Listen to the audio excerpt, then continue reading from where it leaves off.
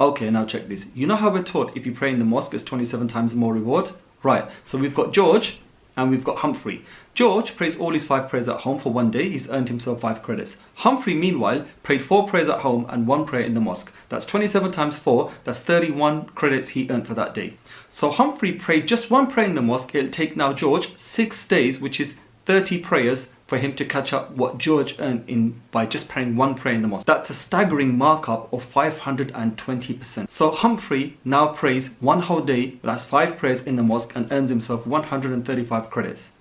George, meanwhile, has to pray now for 1 month to catch up what Humphrey did in 1 day. George prays all his week's prayers at home. That's 35 credits. Humphrey does the same, but Humphrey decides to pray just 1 prayer in the mosque. Instantly, he's doubled his reward to 61 prayers. That's double by just praying 1 prayer in 1 week in the mosque. Now, this is where it gets very interesting.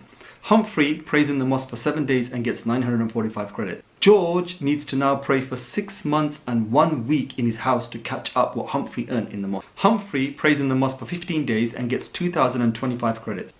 So now if George prays at home for 1 year, he will still not catch up what Humphrey did in the mosque in 15 days. George only gets himself 1,800 credits, whereas Humphrey in 15 days earned 2,025. So Humphrey decides to pray every prayer for 5 months in the mosque. That's earned him 20,250 credits. Now, how long do you think it'd take George to catch that up? 1 year, 2 year, 3 year, 4 year, 5 year, 6, 7, 8, 9? In fact, it'd take him over 10 years to catch up what Humphrey just did in the mosque if George decides to pray at home. George will only accrue credits of 18,000 if he prays for 10 years in his house, which Humphrey accrued in 6 months in the mosque. More than that in the mosque. So there you have it.